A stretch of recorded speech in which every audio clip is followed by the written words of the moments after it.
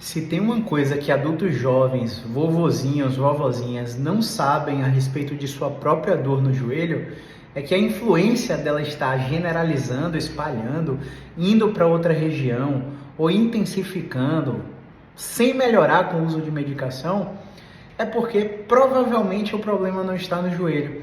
Sim, eu sei que você já fez uma ressonância magnética, uma radiografia, uma tomografia computadorizada, um exame sofisticado e tecnológico, e esse exame mostrou para você que você tem alguma degeneração na articulação.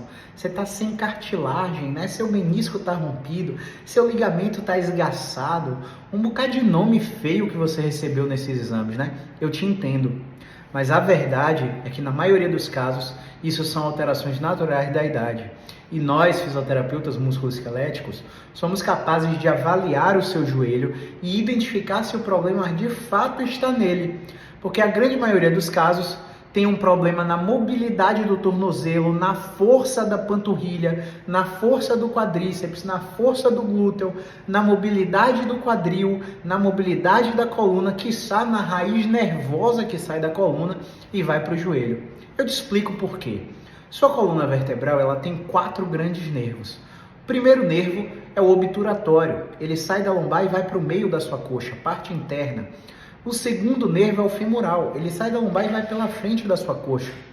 O terceiro nervo é o cutâneo lateral femoral, ele sai da lombar e vai para a lateral da sua coxa.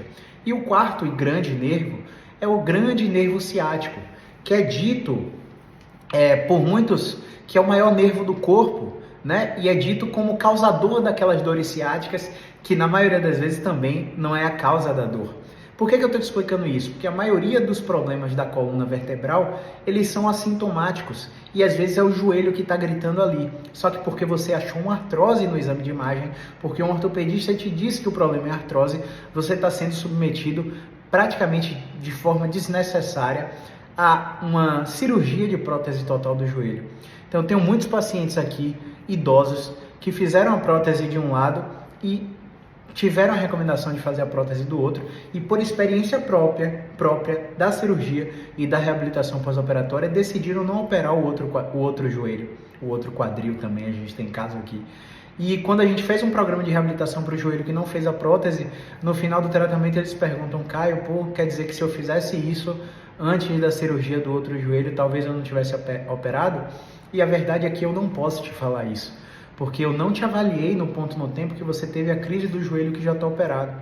Poderia ser que eu te avaliasse se você não apresentasse resposta à movimentação e eu mesmo te encaminhasse para um ortopedista para ele te operar.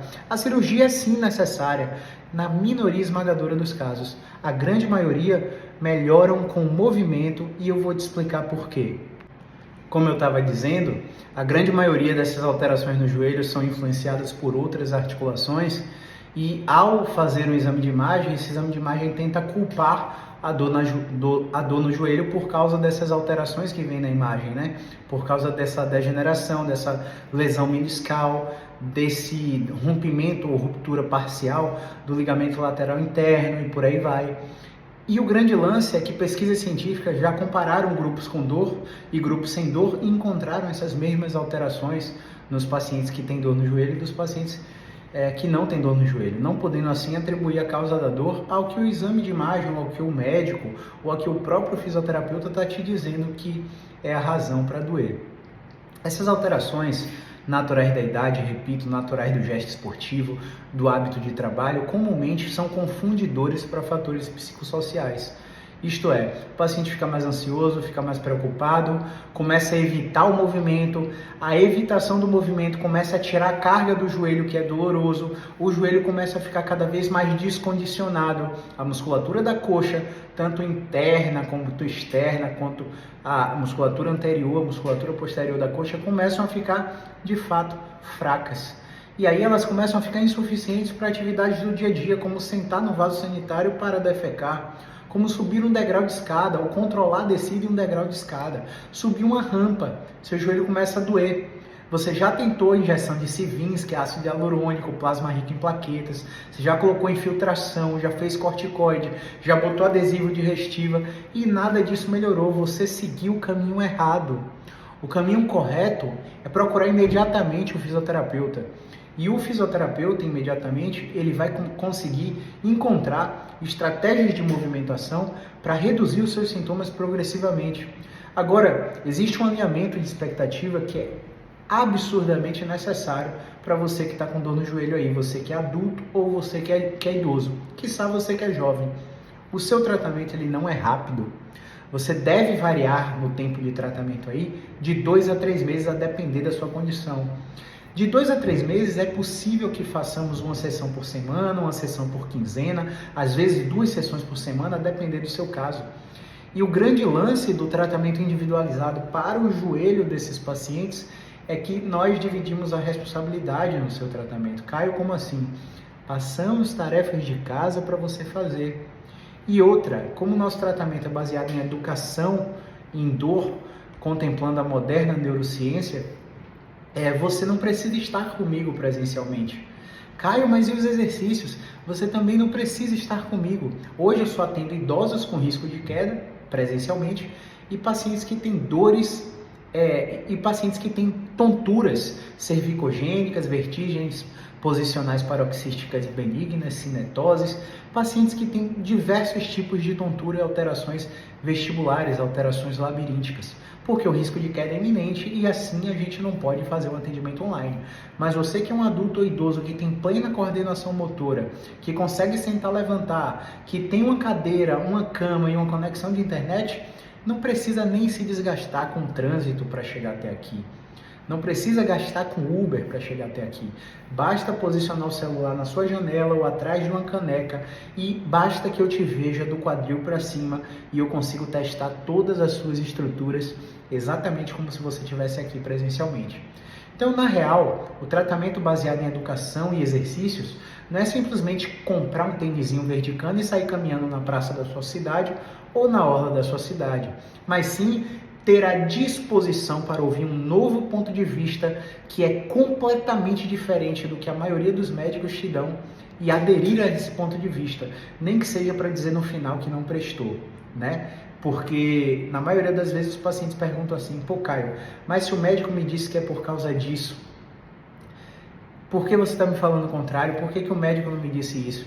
E é difícil para a sociedade entender que o médico estuda uma coisa e o fisioterapeuta estuda outra. Só que como há uma transferência da hierarquia da população para o médico, a população acaba acreditando que o médico sabe mais do que todos os outros profissionais de saúde. Mas não, o fisioterapeuta sabe mais de fisioterapia do que ele. O médico sabe mais de medicina do que nós. O médico sabe mais de medicina do que psicólogos, mas o psicólogo sabe mais de saúde mental do que eles. Entende? Então, cada um no seu quadrado ajudando o paciente, só que os pontos de vista podem ser diferentes. Sendo diferentes, você precisa escolher qual você vai seguir. E se você escolher o que nós aplicamos aqui, siga até o final. Entenda que sua dor não vai melhorar vertiginosamente num gráfico, numa linha curva, onde cada dia você estará melhor. Entenda que a melhora da sua dor no joelho, ela vai se comportar como se fosse um eletrocardiograma. E esse eletrocardiograma, ele tem picos e vales, ele tem oscilações.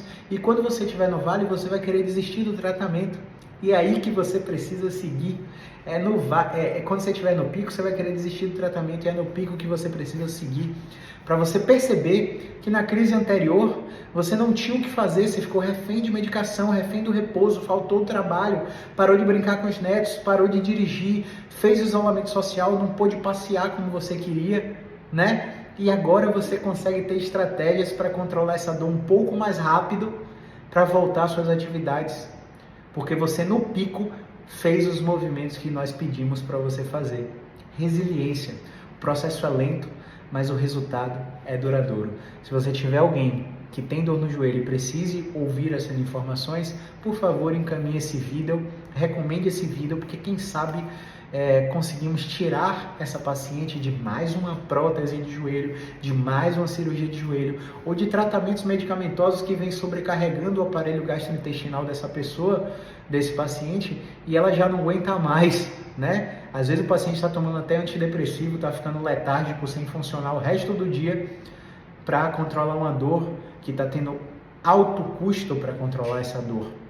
Existe uma forma de controlar a dor sem precisar de nada disso. E quando precisar, nós saberemos identificar para te encaminhar para o médico para colocar um remédio para você controlar a dor e se submeter aos nossos exercícios. Então tem casos que nós precisamos do médico, tem casos que nós precisamos do psicólogo, tem casos que nós precisamos só da fisioterapia e nós sabemos identificar quais são esses casos para falar com você a respeito. Um grande abraço, movimento é vida.